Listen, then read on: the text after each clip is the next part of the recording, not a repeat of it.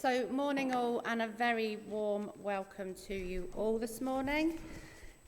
It's a bit warmer in the church, which is always good news. We'll just have a couple of notices for you. Monday evening home group will be the final in the series of Praise, Lament and Hope. So Kim will be covering Hope on Monday evening on Zoom, 7:30. So if you want to link, then do let Kim know. And we have a night of prayer coming up. I don't need to tell you what kind of time we're living in at the moment, and we all need to pray as much as we can, but praying together brings a whole new different feel to everything, you know, the whole thing of when two or three are together. So there's a night of prayer. It will be for all the Christians in this village, and that'll be the 15th of November at 7:30. So do please try to join us. And then some very special notice. There's somebody very special in our congregation who is always looking after other people, always lovely, and she's got a very big birthday on Tuesday. Would you like to stand up, Anne, so everyone can see you?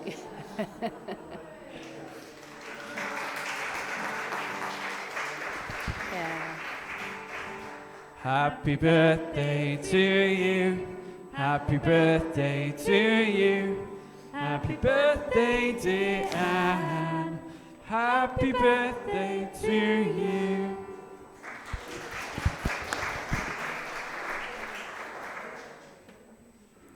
We hope you have a really special day on Tuesday, Anne. So let us begin our service. In the name of Christ, who died and was raised by the glory of the Father, we welcome you. Grace, mercy, and peace be with you all. And now you've sat down, I'm going to ask you to come back up. So it's time for our children's song. So hope you can all see, kids, where you are.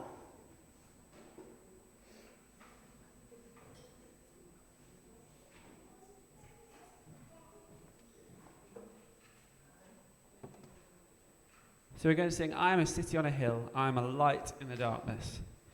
Because Jesus living in me can change the world. So I think Kim over there is going to do some actions, so do keep an eye on her. Absolutely. I can try, but I'm really rubbish at them.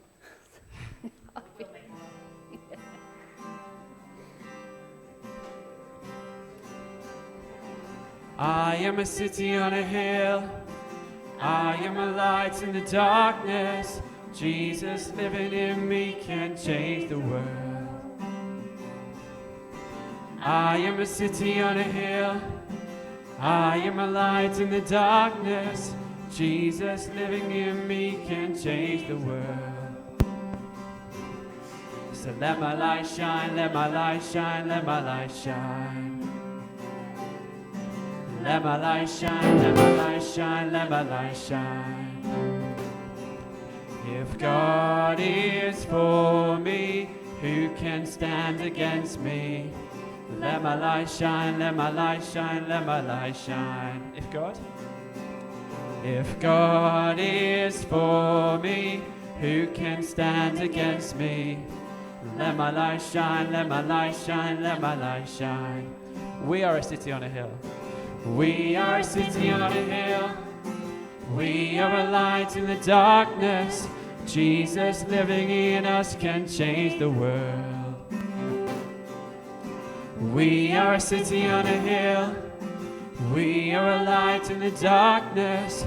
Jesus living in us can change the world. So let your light shine, let your light shine, let your light shine. Let it shine, let your light shine, let your light shine, let your light shine. If God is for us, who can stand against us? Let your light shine, let your light shine, let your light shine. If God is for us, who can stand against us?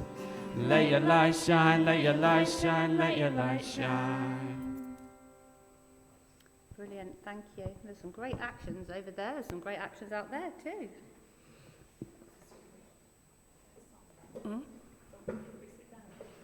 you can sit down. Oh, no, don't. No, sit down. So before our children go off to do their activities, I just wanted for us to share the peace before they go. You have a children's slot. You can do it. Brilliant.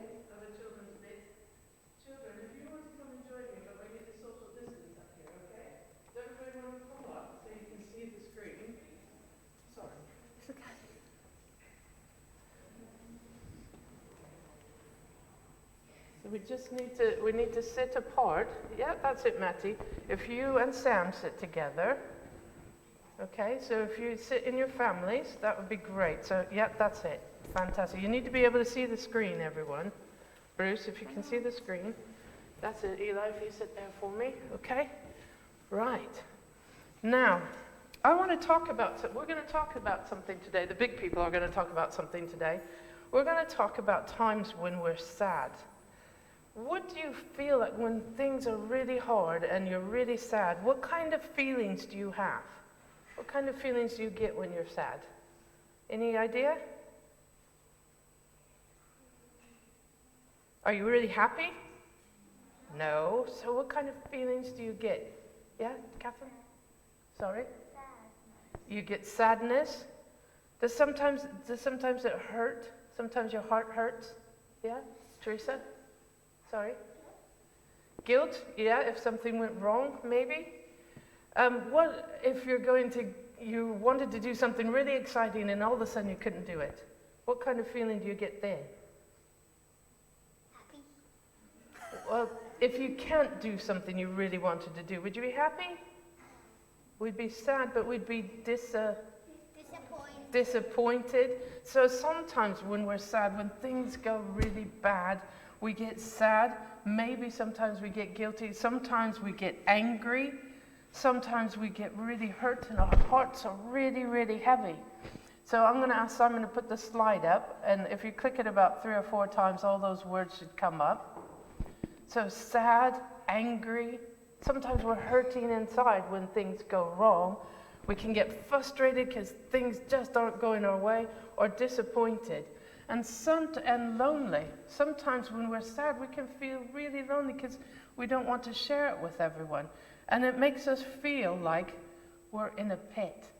What would you do if you fell into a great big hole and you couldn't get out? What would you do? Would you just sit there and go, oh, well? I'm sad. You'd feel really sad. Sorry? You'd be frustrated from trying to climb out, yeah? Call for help. You wouldn't just sit there and wait, would you? If I were in a hole like that, I would scream, wouldn't you? Going, help, help! We'd try our best to get the help that we need, wouldn't we? Well, you know what?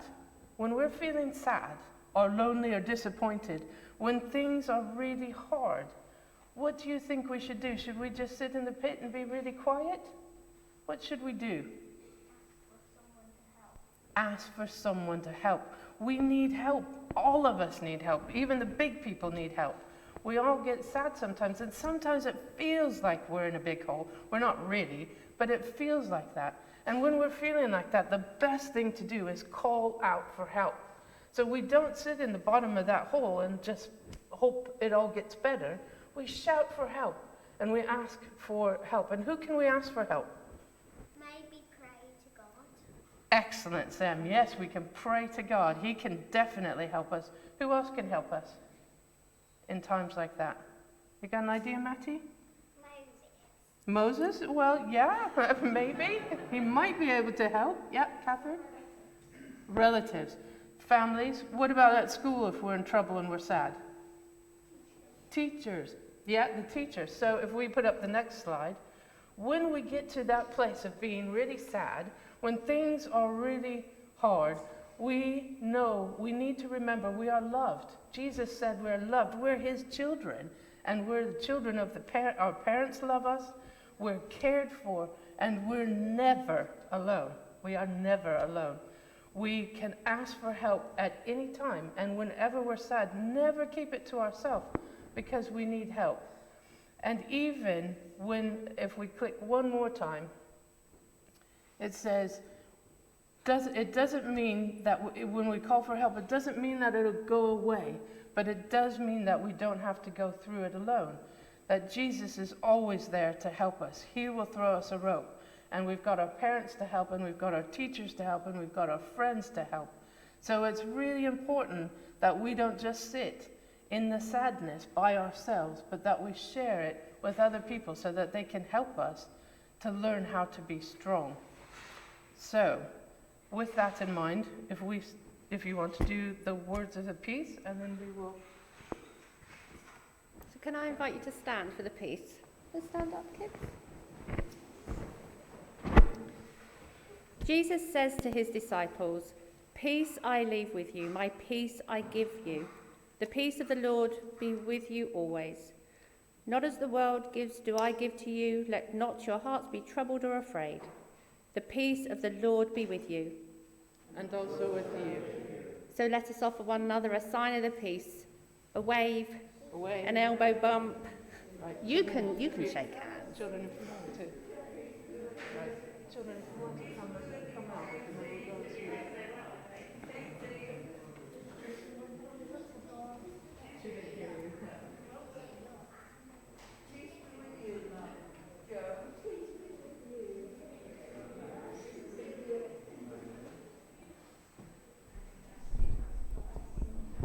Oh, I didn't realise I was on that one. So please do sit.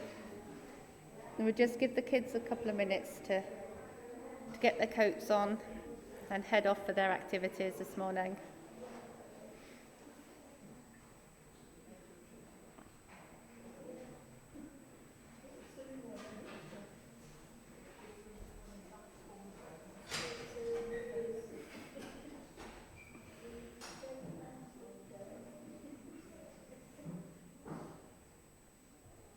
So let us continue with our worship this morning. And we come to our prayers of penitence, a time to say sorry to God for where we may have gone wrong in this last week. We run the race set before us, surrounded by a great cloud of witnesses. Therefore, let us lay aside every weight and the sin which clings so closely, bringing them to Jesus in penitence and faith. So in this time of silence, just bring to mind those things you need to lay before God this morning.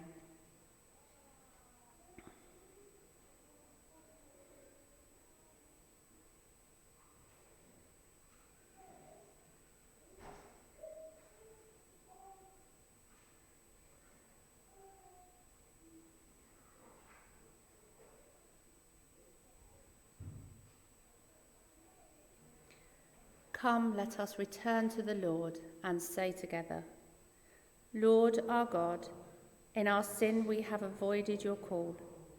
Our love for you is like a morning cloud, like the dew that goes away early.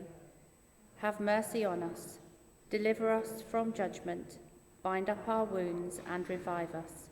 In Jesus Christ our Lord. Amen. May the God of love and power bring us back to himself, forgive us and free us from our sins, and restore us to the newness of life by his Spirit. Amen. And our collect, our special prayer for today. Faithful Lord, whose steadfast love never ceases and whose mercies never come to an end, grant us the grace to trust you and to receive the gifts of your love, new every morning. In Jesus Christ our Lord. Amen. And now I'd like to invite John and Joe back up.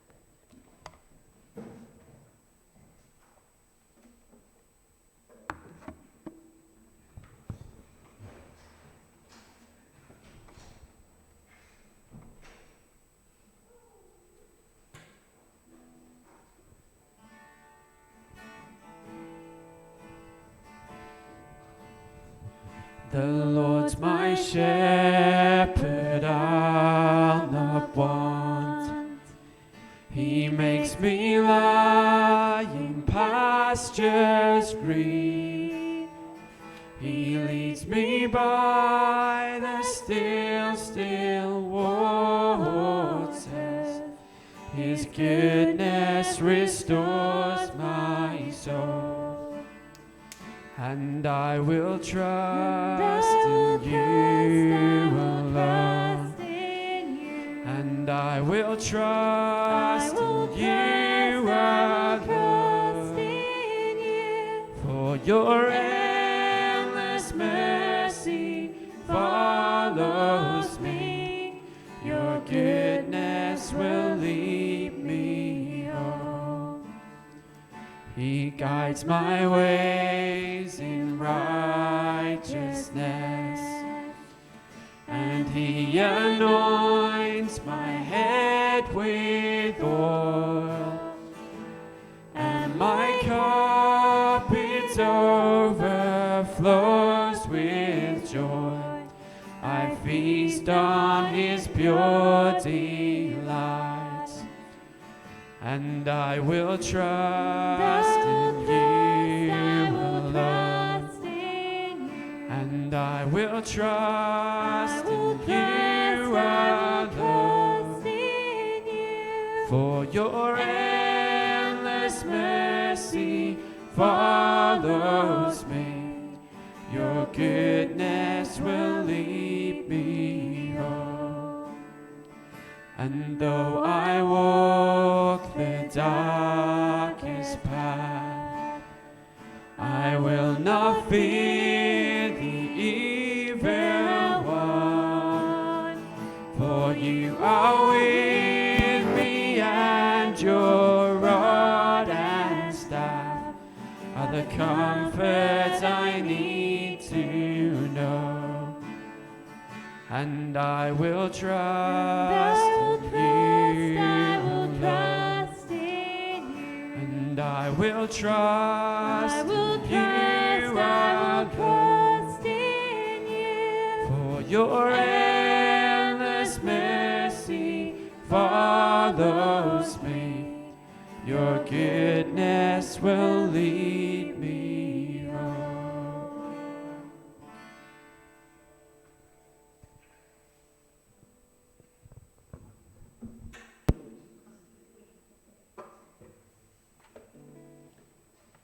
So as we think of a God that we can always trust in, that will never leave us, I'd like to invite Gemma up for our first reading.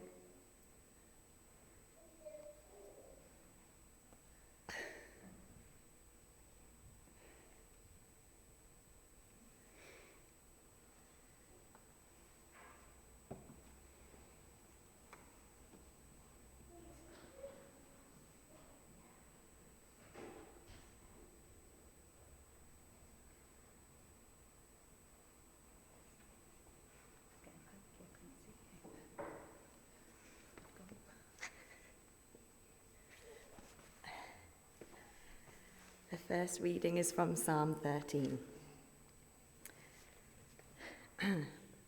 How long, O Lord, will you forget me forever? How long will you hide your face from me? How long must I take counsel in my soul and have sorrow in my heart all the day? How long shall my enemy be exalted over me? Consider and answer me, O Lord my God. Light up my eyes, lest I sleep the sleep of death, lest my enemies say, I have prevailed over him, lest my foes rejoice because I am shaken. But I have trusted in your steadfast love. My heart shall rejoice in your salvation. I will sing to the Lord, because he has dealt bountifully with me.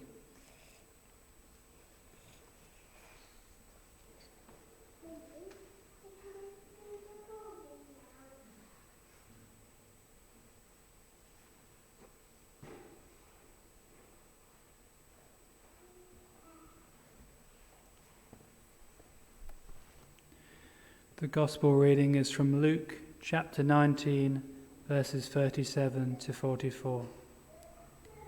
As he was drawing near, already on the way down the Mount of Olives, the whole multitude of his disciples began to rejoice and praise God with a loud voice for all the mighty works that they had seen, saying, Blessed is the King who comes in the name of the Lord, peace in heaven and glory in the highest." And some of the Pharisees in the crowd said to him, "Teacher, rebuke your disciples." He answered, "I tell you, if these were silent, the very stones would cry out." And when he drew near and saw the city, he wept over it, saying, "Would that you, even you, had known on this day the things that make for peace, but now they are hidden from your eyes. For the days will come upon you, when your enemies will set up a barricade around you, and surround you and hem you in on every side, and tear you down to the ground, you and your children within you, and they will not leave one stone upon another in you, because you did not know the time of your visitation." This is the word of the Lord. Thanks be to God.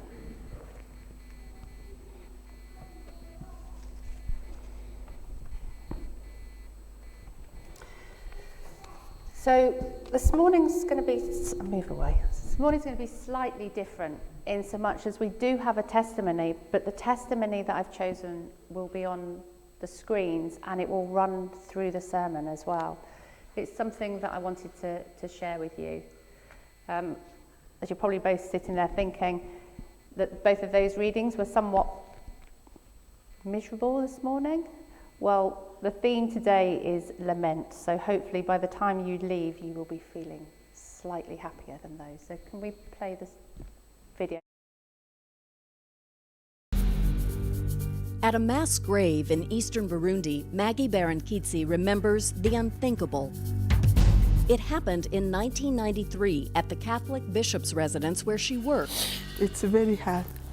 As ethnic violence exploded across the country, men with machetes invaded and unleashed a nightmare, separating ethnic Hutu people from ethnic Tutsis. They took off my clothes and then they tied me and they said, "Your punishment, that you keep silence, we will kill them in front of you." They began to kill priests, nuns, all the Hutu they know. When the bloodbath was over, 72 people were dead. And I stayed alone among those bodies. I don't want to go. Over the following days, she risked her life to bury the victims. You can't imagine. 15 years after, I still wondering why. What do you do after something so horrific? For Maggie, the answer was extraordinary. I am Christian, and I know that our human vocation is to love. I will try to make new generation Hutu and Tutsi together. As a war unfolded that would last 12 years and take 300,000 lives, she gathered orphans, dozens at first, then hundreds, then thousands as her own. I took those children with confidence because I believe that God is God. He will help me. Maggie established Maison Shalom. So apologies for that. In the midst of all her pain, Maggie knows that God is God and he will help. Just turn this one off.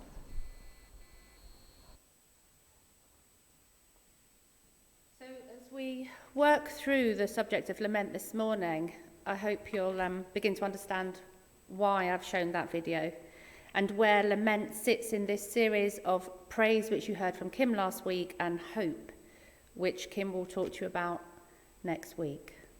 So let us just pray.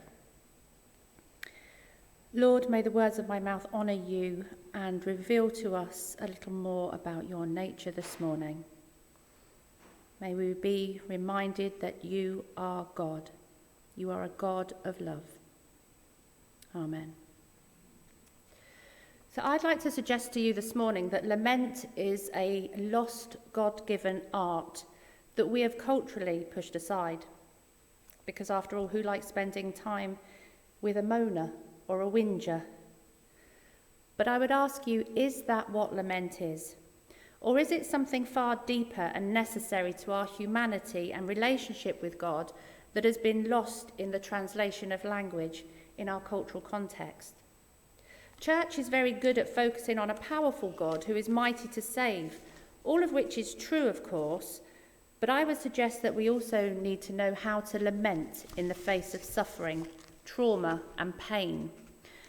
And the counterpoint to our almighty God is the crucified God, seen in Jesus Christ on the cross, who suffered, who felt forsaken, and who continues to suffer among us today as the things of this world breaks our Father in heaven's heart too.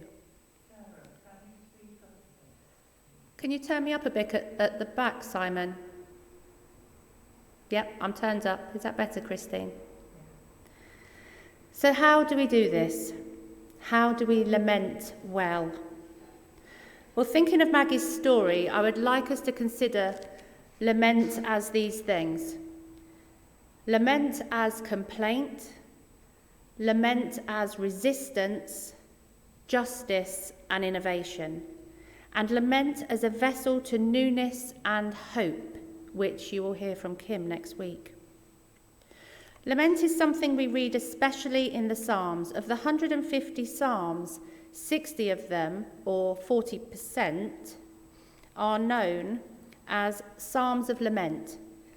There are Psalms of Praise, Psalms of Thanksgiving, and Royal Psalms, but the largest category is the Psalms of Lament. This meant that the core of Israel's life, social, religious, and community, was framed by lament. And there is a generally recognised structure to these Psalms of Lament with 5 elements: address, complaint, request, motivation, and confidence. So this morning we heard Psalm 13.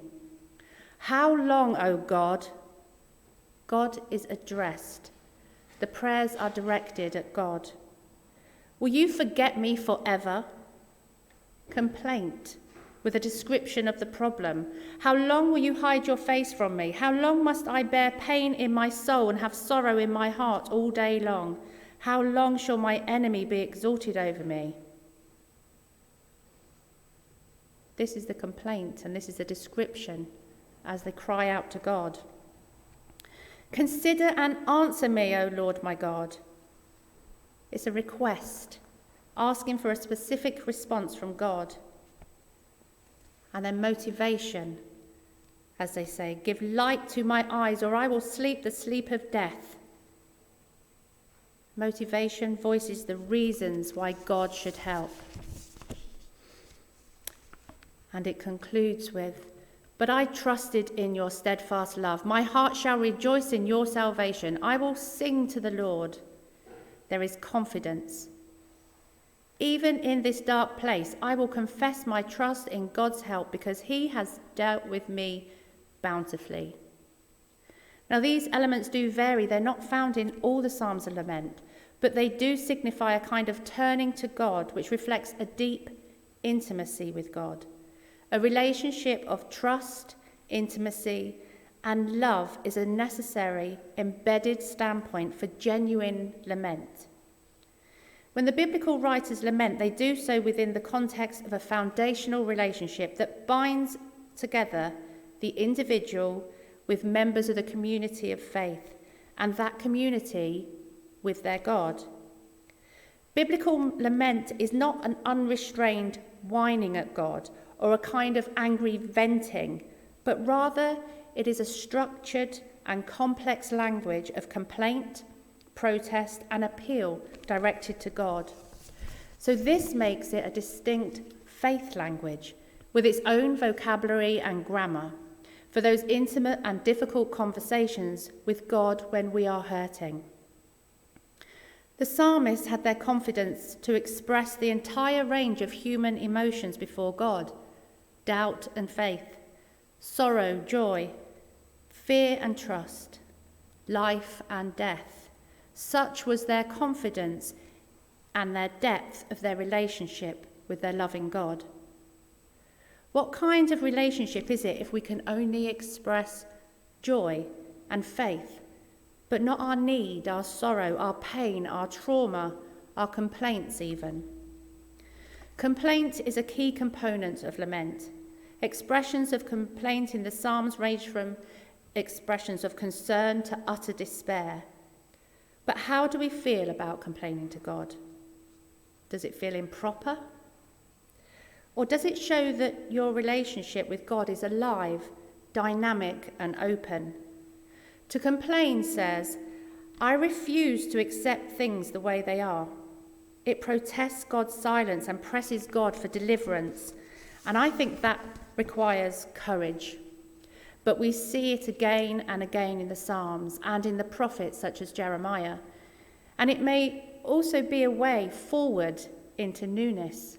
I refuse to accept this is how things should be. Move God in our lives. God may very well act in totally new ways as a result of this present suffering. So we may see and learn something totally new and unexpected about God. This suggests that Israel understood complaint as an essential part of their covenant relationship with God. It is not those who lack faith that complain, but those recognized for strong faith who bring their most honest and passionate feelings to God. This was the lament Maggie Barankitsi cried out to God. And yet some of you may be thinking, I cried out from those depths and God did not answer me.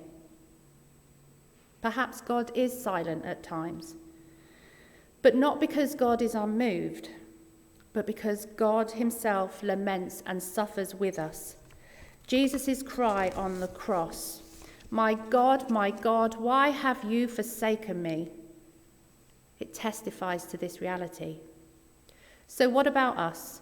How do we engage with lament? Is there an absence of lament in our churches? Does lament just sound too dreary and negative? Is it not what we want to hear? Do we struggle to be reminded of our own vulnerability and suffering of those around us? There are some important things to note about Maggie in the context of lament. After the massacre, she experienced an incredible energy, determination and anger, all of which she turned into setting up Maison Shalom. But the key driver for her was love. She operates out of an excess of love, which is a basic theological principle for her. Her love comes from a deep faith. It was love that made her an innovator. Maggie claims, love made me an inventor. In the face of all this trauma, she improvised and she innovated so the children could survive, and not only survive, but flourish. Her love was deepened through her grief and lament. She requested and asked God to be motivated to help. Then she moved forward in confidence that she and all the other children she and all others are children of God and loved by God. She moved forward into newness and hope, bringing about a fresh perspective and new language. So this possibility of lament turning into praise reflects a transformation and innovation, a novelty that is only possible with the articulation of both pain and belief. Biblical lament has the potential to bring us to a new place, to a new depth, to a new song. It is the kind of depth of knowledge and experience only made possible by the experience of suffering and pain. Pope Francis has a metaphor of the church as field hospital, and I think that's really appropriate here, repairing the brokenness and healing the wounds. So are we able in our own context to be field hospitals that heal and bind wounds, stand in solidarity with the afflicted and the traumatized? Are we able to challenge injustice and innovate and offer hope and bring about newness? I'd like to now continue with Maggie's story.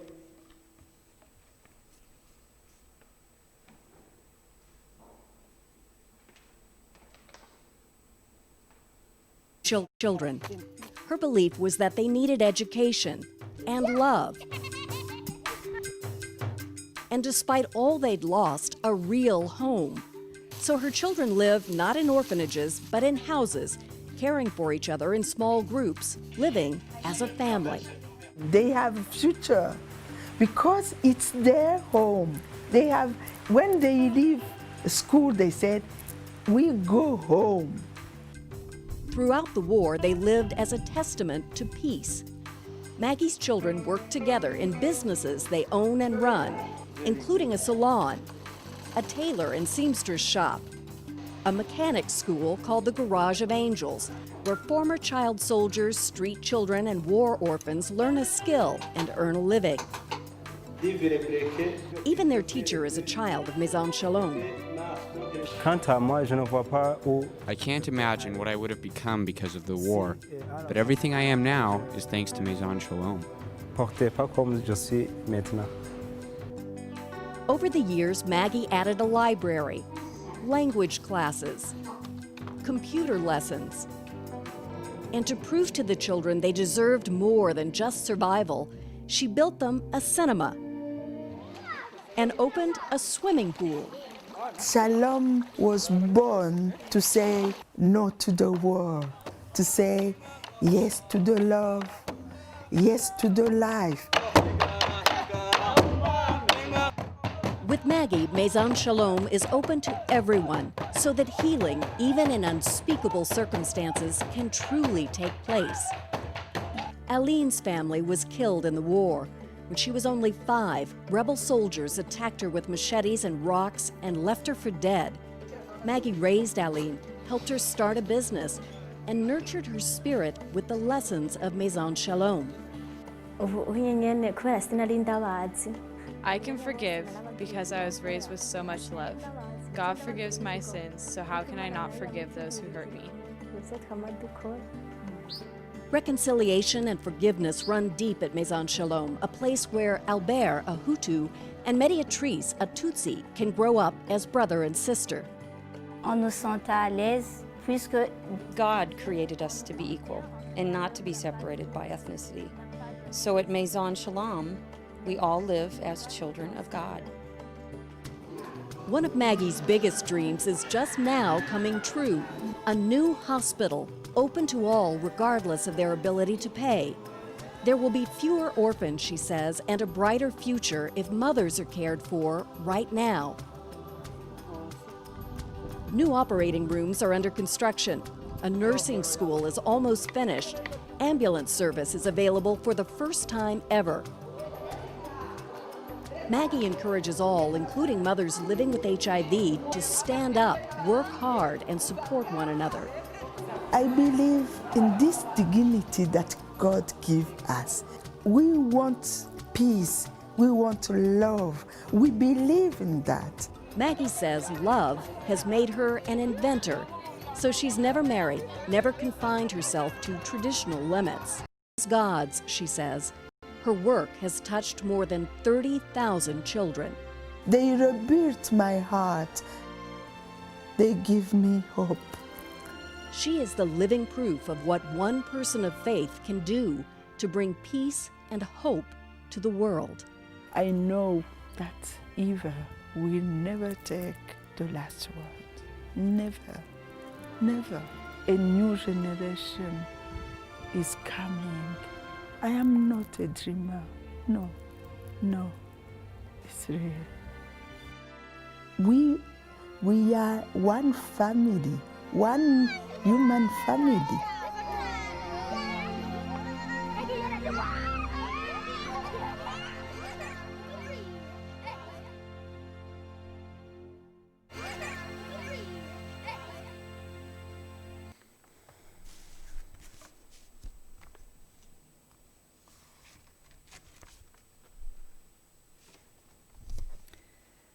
There's something about pain and suffering and crying to petition God in lament that is at the heart of love.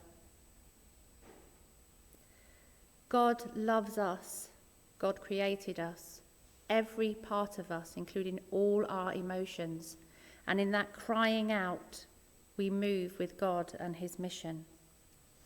Out of the pain and intense suffering and anger, Maggie found the courage to take risks and to innovate. She was determined that death and evil would never have the last word, because she innovated something new which offered newness and hope, because love wins. But I need to be honest, I would love to leave it there. But Maggie continues to live in lament, in complaint, in request, and in confidence. There's been huge tragedies in Burundi since this time.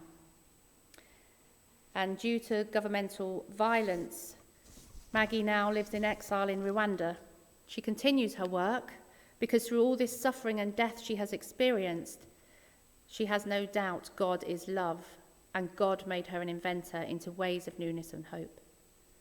And furthermore, God invites us to cry out to him, to petition his movement in our lives, in our times of pain and suffering, because he is love, and his love for us longs for an honest, faith-filled relationship, openly voicing every emotion with him who created us. Amen.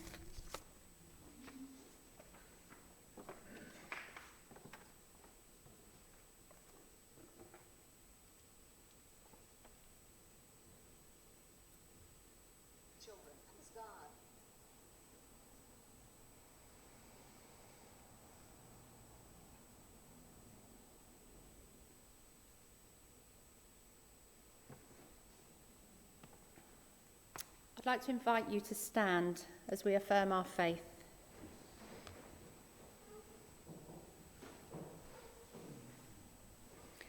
Do you believe and trust in God the Father, source of all being and life, the one for whom we exist? We believe and trust in him.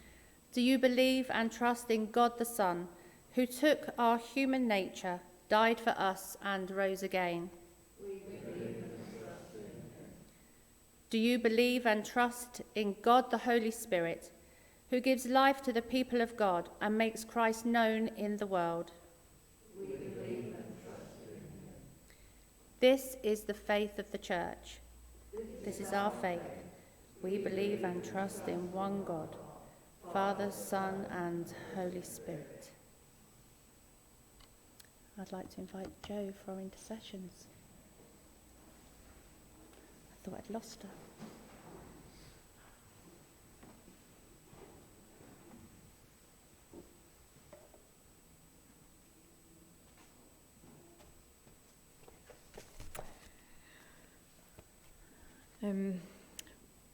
Reflecting on all of what Sarah said, I'm going to lead the prayers slightly differently. And just to say, lament's quite hard when you're not feeling sad. So I just want to say that maybe if you're not feeling sad, and maybe lots of people are, but would you lament for the sake of others, for the best of others, and for the things that are broken? Put your mind to those people and devote your cares to them for this time. And I'm going to just guide it through song words, really. And I'm not going to mention any particular names, so would you bring them to God, people that you're concerned about who need healing. And we do particularly remember Linda and Sarah who've lost loved ones. But yeah, would you do that as we go along? Let us pray.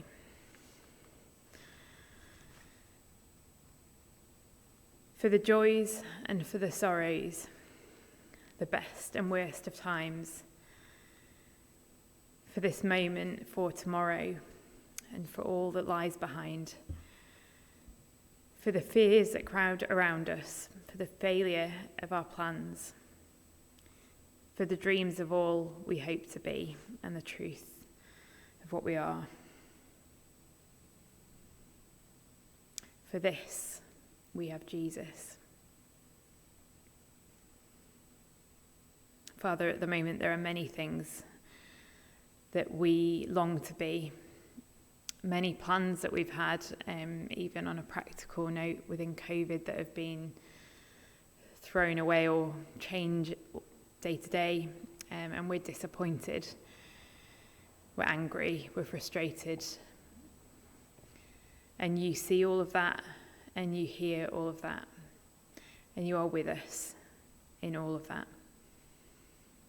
Father, for the times when we lament our weakness, we ask how you could have created us in your image, and yet we're not perfect and we make mistakes. Father, we ask you how. But we remember, for these questions, for all that we bring, for these things, we have Jesus. For the tears that flow in secret, in the broken times, for the moments of elation or of the troubled mind, for all the disappointments or the sting of old regrets, all my prayers and longings that seem unanswered yet. For this, we have Jesus. Lord, we lift up to you our minds, our bodies when they feel broken, but particularly those who feel in despair and who feel hopeless. Even though that maybe we read in your words that you give us hope, we don't feel it. They don't feel it.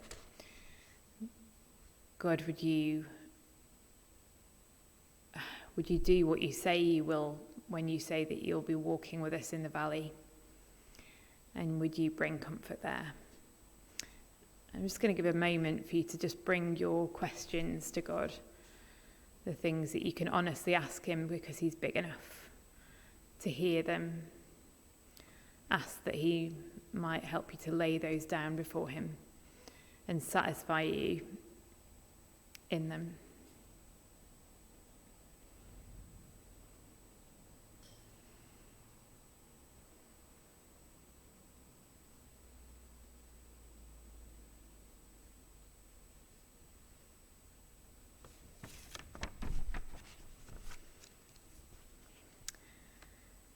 For the weakness of my body, the burdens of each day, for the nights of doubt and worry, when sleep has fled away, when we're needing reassurance and the will to start again, a steely-eyed endurance, the strength to fight and win. For all of these things, we have Jesus. Lord, teach us to approach your throne of grace even with our complaints, our doubts, our protests, our burdens, to lay them at the feet of Jesus. Help us to know you're big and you're strong, so we can bring them there. And through this, Father, bring us confidence that, like Maggie said, evil will never have the last word, to move forward in hope and the assurance that you are God. And for our church, Father, we cry out that we would become a field hospital, that we would bind up broken wounds, that we would build people up, that we would be people who reconcile others, that we would devote our lives to love, and that would shout of you. I'm going to finish with the words, the end of Psalm 13, as a prayer for us. In all of these things, Father God, we will trust in your unfailing love. Our hearts will rejoice in your salvation. Father, help us to sing your praise, for you have been good to us. Amen.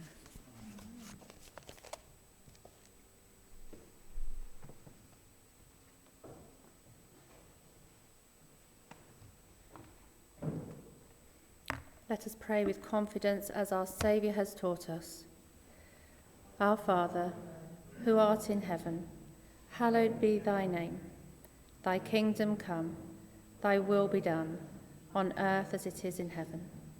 Give us this day our daily bread, and forgive us our trespasses, as we forgive those who trespass against us. And lead us not into temptation, but deliver us from evil. For thine is the kingdom, the power, and the glory, forever and ever. Amen. And I'd like to invite John and Joe back up.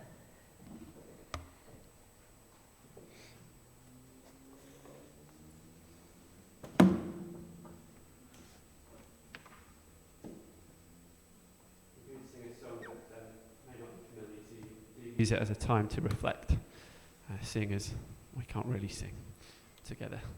Give me eyes to see more of who you are.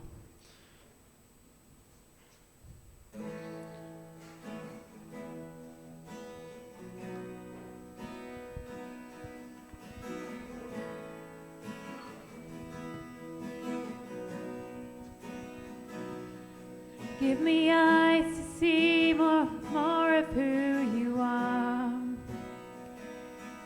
May what I behold still my anxious heart. Take what I have known and break it all apart. For you, my God, are greater still. And no sky contains, no doubt restrains all you are. The greatness of our God, I spend my life to know, and I'm far from close to all you are. The greatness of our God.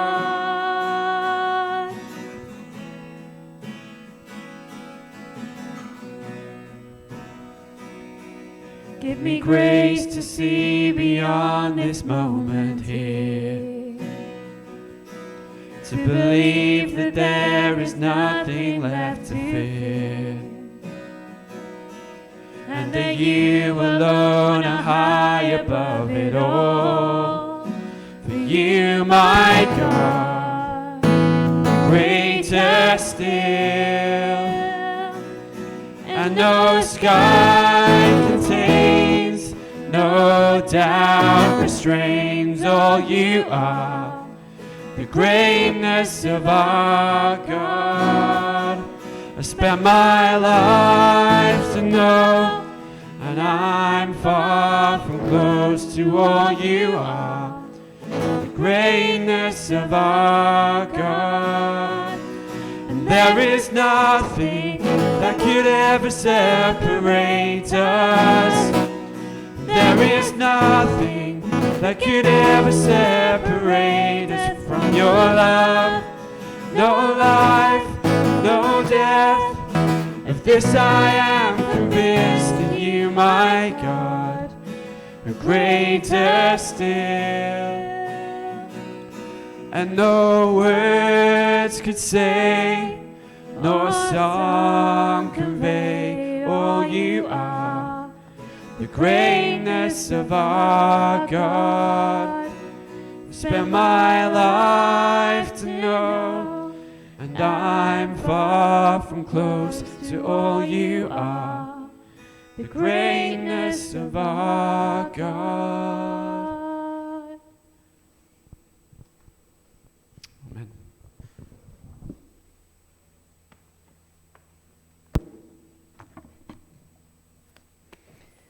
So we had a difficult subject today, but I just pray for each of you that you could see some hope in that. As John and Joe were just singing, nothing can separate us from God and his love. And lament brings us freedom. It brings us freedom to have that deep, loving relationship with him. So our final blessing. In darkness and in light, in trouble and in joy, help us, Heavenly Father, to trust your love, to serve your purpose, and to praise your name. And the blessing of God Almighty, the Father, Son, and Holy Spirit, be among you and remain with you always. Amen. Now go out into the world in peace and be of good courage. In the name of Christ. Amen.